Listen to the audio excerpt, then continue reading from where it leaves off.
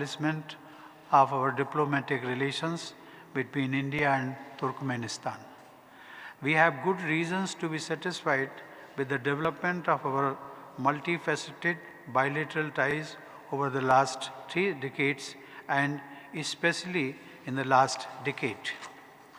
Ladies and gentlemen, during my meeting today with the President of Turkmenistan, we held a detailed discussion on the state and prospects of bilateral relations. We also exchanged views on various regional and international issues of importance. We have agreed to intensify efforts to further strengthen our multifaceted partnership. Economic relations strengthen bilateral ties.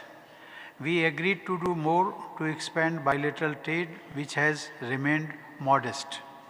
Our business communities must deepen their engagement, understand each other's regulations, and identify new areas of trade and investment. I am confident that the MOU between the Financial Intelligence Unit of India and Financial Monitoring Service of Turkmenistan signed today would strengthen the framework of economic cooperation between the two countries. Connectivity is critical for any trading arrangement. Towards this end, we highlighted the significance of the International North-South Transport Corridor, INSTC, and the Ashgabat Agreement on International Transport and Transit Corridor.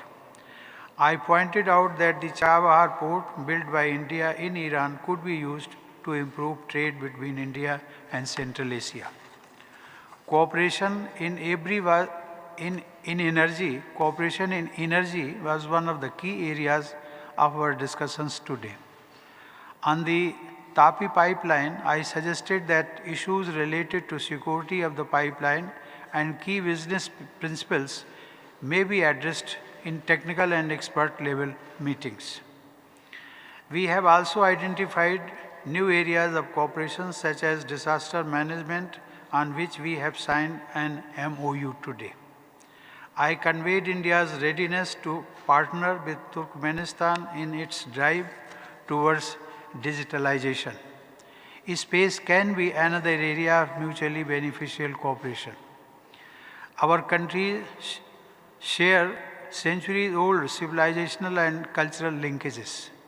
During the talks, I underlined the importance of holding regular cultural events in each other's territory. I am sure the program of cooperation on culture and arts for the period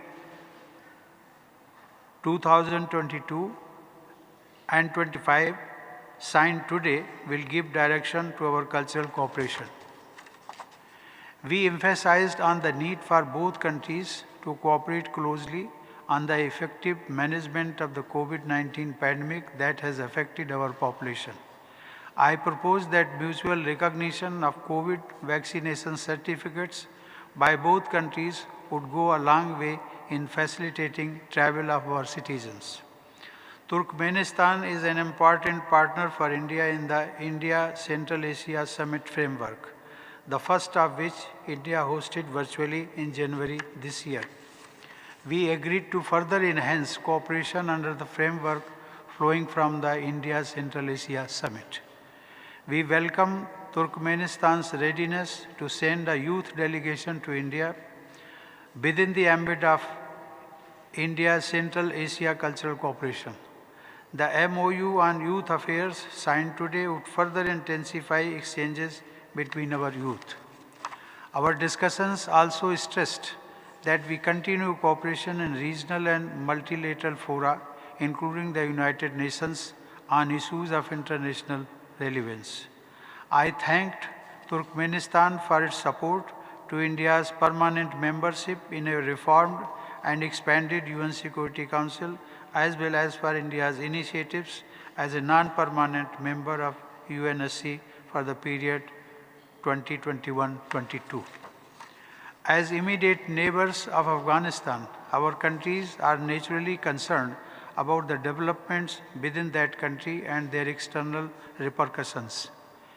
We share a broad regional consensus on the issues related to Afghanistan, which includes formation of a truly representative and inclusive government, combating terrorism and drug trafficking, central role of the UN, providing immediate humanitarian assistance for the people of Afghanistan, and preserving the rights of women, children, and other national ethnic groups and minorities. Excellencies, ladies and gentlemen, and members of the media, I look forward to welcoming President Mr. Serdar Berdimuhamedov in India on a mutually convenient date in due course. And may I conclude by saying how truly I and my delegation are impressed by the beautiful and awe-inspiring white marble city of Asgabad. Thank you very much.